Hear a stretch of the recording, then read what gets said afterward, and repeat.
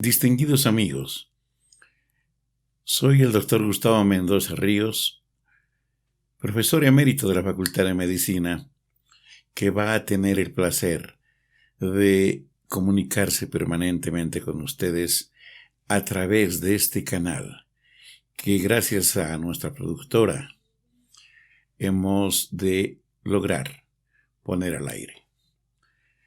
El nombre del canal es Medicina Bolivia, pero ustedes nos van a encontrar en Facebook, en YouTube, como Medicina Bol. También ustedes van a tener la posibilidad de escucharnos por Spotify Podcast. No olviden con el rótulo de Medicina Bol. ¿Cuál es nuestro objetivo? Llegar a ustedes a hablar en términos muy sencillos de aspectos médicos relevantes. Quisiéramos contribuir a que la familia boliviana pueda, a través de estos tips que les vamos a comunicar, a lo mejor algunos conocimientos nuevos para ustedes, cuidar la salud, prevenir la enfermedad. Y definitivamente, gracias a la sugerencia, como siempre, de la gente amiga, es que decidimos hoy iniciar un ciclo para hablar de las infecciones de transmisión sexual. Infecciones que afectan a la humanidad desde hace muchísimos años, de las que unas son más importantes que otras. Hoy nos vamos a referir a una muy antigua, la sífilis o lues. Para simplemente matizar esta conversación, les podemos comentar, por ejemplo, que hace cerca de 500 años se relata en España que gente que había visitado la América, los conquistadores, habían vuelto con una rara enfermedad, que fue además difundiéndose en el medio español. Fue tan impactante que los españoles designaron esta enfermedad como la enfermedad italiana, los italianos como la enfermedad española, y ambos inclusive incluyeron a Francia como la enfermedad francesa, asumiendo, por supuesto, que el contagio se lograba gracias a las relaciones sexuales. Bueno, de entonces esta parte ha pasado muchísimas cosas, corrió mucha agua bajo el puente, y hoy, afortunadamente, esta enfermedad se la puede diagnosticar tempranamente y tratar también. Pero ojo, el primer tip. Esta enfermedad, que puede ser curada totalmente, no da inmunidad. Por lo tanto, si uno no guarda el cuidado respectivo, es susceptible de volver a enfermar. Pero no más, vayamos al desarrollo de nuestro tema. ¿Qué es la sífilis? Es una enfermedad infectocontagiosa crónica y que puede afectar a todo el organismo humano. Está producido por un agente que se llama treponema pálido o espiroqueta pálida, también la llaman. Y a pesar de que la principal causa de contagio es la relación sexual, hay otras formas de transmisión. ¿Cuáles son las otras formas? A través de transfusiones sanguíneas, de sangre contaminada, por supuesto, cosa excepcional en el país, porque para hacer una transfusión de sangre, los especialistas tienen mucho cuidado para hacer una serie de exámenes que aseguren de que no está aportando esta y muchas otras enfermedades, como la hepatitis, VIH, etc. Eso entonces sería una rareza, un accidente. Pero lo que no es un accidente ni es una rareza es la transmisión de una madre que está infectada con el treponema pálido, o sea, sufre de sífilis, a su hijo en gestación. Es muy frecuente. En algún momento los estudios revelaban que 2 de cada 100 señoras en estado de gestación estaban cursando con lues y potencialmente eran pasibles de transmitir a sus hijos la enfermedad. Esta enfermedad se puede transmitir en cualquier momento durante la gestación. Ahora, se han hecho N clasificaciones para entender la evolución, la historia natural de la enfermedad. Nosotros vamos a simplificar de dos maneras. Antes se hablaba de sífilis primaria, secundaria y terciaria. Y en medio de ellas, fases latentes, que son fases asintomáticas.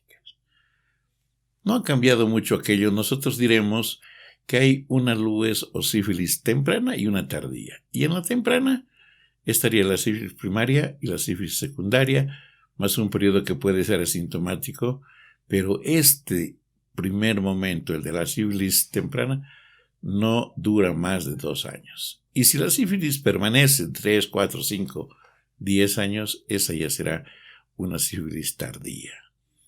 Y entonces van a haber manifestaciones de otro tipo, lo que se llamaba la sífilis terciaria, donde se pueden afectar todos los órganos del sistema. Sin embargo, el corazón y el cerebro suelen ser los que más gravemente se enferman. Hablemos muy rapidito de la sífilis primaria. ¿Cuál es su expresión? Después de que una persona ha tenido una relación con una persona que estaba con la enfermedad por una relación sexual, asumamos que la lesión estaba en labios menores o mayores de una dama o en el pene de un caballero, esta zona de contacto de la piel con una mínima lesión es capaz de permitir la inoculación, la introducción del treponema a la piel de la persona que se está enfermando, que se está contagiando. Y el treponema, el agente, se queda allí, empieza a reproducirse y hasta que manifieste clínicamente su presencia, pueden en promedio tardar entre 2 y 4 semanas, pero es posible de que pudiera en algún caso tardar hasta 60 días. ¿Cuál es la lesión clásica? Una úlcera que se llama chancro de inoculación. Esa lesión es casi siempre muy circunscrita, tiene un fondo rojo, es poco dolorosa y eventualmente puede aparecer unos ganglios que son en la región inguinal, que son un poco dolorosas, muy poco, casi nada y nada más. Al cabo de unas semanas, si no se hace nada, desaparece y no deja prácticamente cicatriz. La idea es que se trate tempranamente, porque entonces, si no se trata y cicatriza, va a pasar a la segunda fase, a la LUES secundaria. 6 meses, 8 meses después, van a aparecer otras lesiones, en las palmas de las manos, en la planta de los pies, en el cuerpo, y se expresan como verrugas, especialmente en la zona genital, planas, que son clásicas y contagiantes, y otras lesiones, roceolas, etc., en el cuerpo y en las manos. Esta fase, igual que el chancro, es muy contagiante. Es decir, si hay relaciones, hay altísima probabilidad de que se contagie la persona, la pareja sexual de quien esté infectado. Ahora bien, si no se hace nada también en unos meses van a desaparecer probablemente las lesiones y va a haber una especie de fase silenciosa. Es decir, no va a haber sintomatología. Es lo que se llama como fase latente. Si dura menos de 2 años es temprana, pero si dura más allá, sin síntomas, entra en una fase latente tardía. Y después viene la LUES tardía o la LUES terciaria, con manifestaciones de todo tipo, pero fundamentalmente en corazón y en cerebro. ¿Todas las personas llegarán a sífilis terciaria si no se han curado? No, pero 30-40% de las personas sí. Y el problema es que si hay lesiones en la piel son destructivas, se llaman gomas. Si acontece en el cerebro también destruye el cerebro y afecta seriamente el corazón. Inclusive si se hicieran buenos tratamientos, estas lesiones no se revierten. Por eso es tan importante hacer diagnóstico oportuno y el tratamiento correspondiente. Hablemos un poquito de la luz que se adquiere por medio de la circulación sanguínea, por medio de la placenta de una mamá infectada a su hijo. En este caso, la transmisión es hematógena. Como decimos nosotros los médicos, hay una transmisión vertical. Quiere decir que los treponemas que están en circulación de la mamá pasan al feto, a través de la placenta, la vencen, no le respetan a la placenta. Y aunque muy tempranamente, a las 10 semanas, a veces antes, pueden estar presentes, las lesiones recién son reales alrededor de la 16 semana para adelante. Por un tema muy sencillo, el feto todavía no tiene capacidad inmunológica, por lo tanto no reacciona ante la presencia del treponema. Enseguida que sí tiene capacidad de reacción, empieza a querer controlar el treponema y destruir parte de sus tejidos. Bien, entonces puede enfermar al tercer, cuarto, quinto, sexto, séptimo mes el feto, y si éste nace enfermo, entonces va a mostrar una serie de síntomas. Citaré algunos. Por ejemplo, hay pápulas, existen rágades, ampollas en la piel. Por la nariz puede salir una secreción entre mucosa y sanguinolenta, se llama coriza, e inclusive los huesos como la tibia pueden estar afectados. Entonces, estos niñitos se los diagnostica inmediatamente al nacer. Pero hay otros niños que nacen y aparentemente no muestran lesiones. Si nosotros no diagnosticamos, hasta el segundo año va a desarrollar una luz temprana con una serie de lesiones como las que hemos señalado más otras, y después va a afectar otro tipo de estructuras. Por ejemplo, es clásica una triada que la describió un doctor Hutchinson, que afecta al niño provocándole sordera, alterando el desarrollo de sus tibias, o sea, de las piernas del niño. Se dice que son tibias en sable, y una alteración en la dentición. Unos dientecitos muy filosos y irregulares que se conocen con el nombre de dientes de Hutchinson precisamente. Pero al margen de eso, se pueden afectar todos los órganos del niño. Puede afectarse el hígado, el vaso, etcétera, etcétera. Entonces, es absolutamente mandatorio que las señoras por eso hagan prenatal, además de otras razones, porque en su primer examen les piden una prueba específica para diagnosticar sífilis, al igual que otras enfermedades. Al llegar a la maternidad, se vuelve a pedir esta prueba. Y si la prueba es positiva, aunque la señora no tenga síntomas en ese momento, a nosotros nos obligan a hacerle prueba al recién nacido y si tiene la enfermedad, a tratar a su madre y por supuesto a su hijo. El diagnóstico clínico, el de la úlcera, el de las pápulas, máculas, todo lo que hemos descrito, siempre debe ser complementado con el diagnóstico de laboratorio. Entonces nosotros los médicos pedimos exámenes específicos o inespecíficos precisamente para saber si la señora cursa o no con sífilis. Hay una prueba de tamizaje que se llama BDRL o RPR. Es muy útil y nosotros a veces pedimos esta y en otras ocasiones también el laboratorio nos ayuda porque hace pruebas específicas para determinar la presencia del treponema. Con el diagnóstico asegurado, se plantea el tratamiento que corresponde.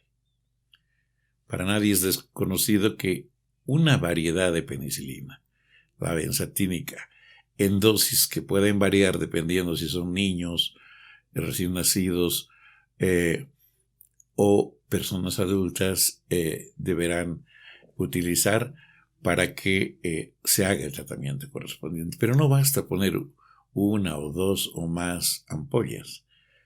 Se trata de que, hecho el tratamiento específico con la dosis que corresponde, el médico debe hacer los controles correspondientes. Y lo hace por medio del laboratorio, no clínicamente. Por eso no es bueno automedicarse. Al mes, a los 3 meses, a los 6 inclusive, se piden pruebas. Pero además el médico las interpreta, que es lo más importante, porque, por ejemplo, en sífilis terciarias queda como una memoria, como un sello, como una cicatriz, le podríamos llamar, serológica, o sea, en el suero, de tal manera que 1, 2 y más años pudiera estar positiva. Pero la positividad será de importancia relativa si es que la curva que uno espera que ocurra con el descenso, por ejemplo, de la cantidad de anticuerpos, nos manifieste que está tratándose adecuadamente la paciente.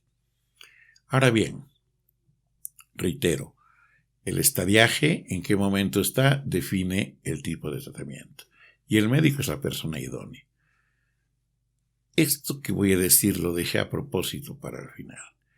Cuando uno tiene LUES o encuentra un paciente con LUES, lo que debe hacer es buscar a los contactos al menos de los últimos 60 días, porque es posible que esta persona la haya contagiado.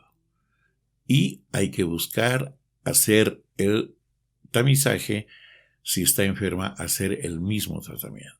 De lo contrario, la vamos a condenar a vivir con LUES y a sufrir las consecuencias. Amigos, esto es cuanto quería comentarles hoy. Queremos reiterarles que ustedes nos van a encontrar como Medicina Bol en Facebook, en YouTube y también en Spotify Podcast, exactamente con el mismo rótulo. Medicina Bol. Estamos además totalmente receptivos a que sus opiniones, sus sugerencias para temas que puedan ser de vuestro interés, podamos considerar y con mucho gusto complacer. Dicho esto, nos despedimos. Hasta la próxima.